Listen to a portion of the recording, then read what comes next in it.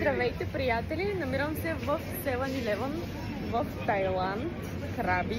И сега ще ви покажа какви неща можете да си купите от тук. Имаме нудли. Естествено, тук е пълно отново с хора.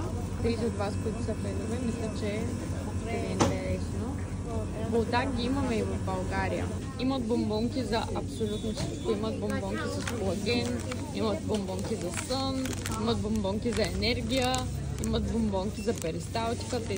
Това е за отслабване, за разхлабване. Разхлабващи бомбонки. Със сигурност и ние имаме в България, но надали с кола и лимон. Това са колагенови бомбонки. Има български йогурт. Всъщност е тяхна марка. Абсолютно всеки един продукт тук е пакетиран в нейлонова опаковка.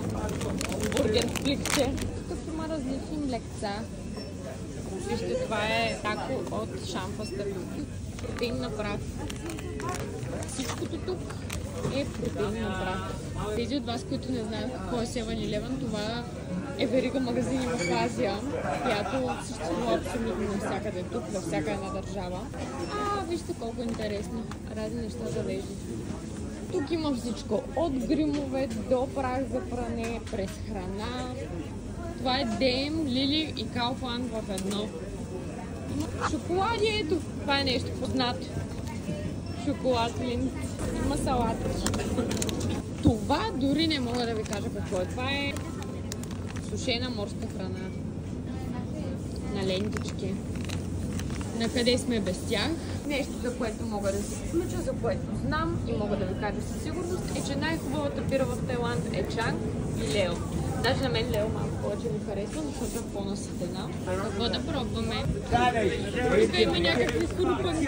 Тези са много. Последния ден просто ще дойда, ще пазарувам най-различни стакчета и ще ви ги покажа после в отделно видео. В общи линии е това. Вие какво бихте си взели от 7-Eleven? Напишете ми в коментар. Не забравяйте да се абонирате за моя канал в YouTube, където ще качвам най-различни влогове от тук. Мисля, че ще ви бъдат страшно интересни и полезни. Каналът ми е Just Mobile Tiny, вече първият влог би трябвало да е качен, така че enjoy!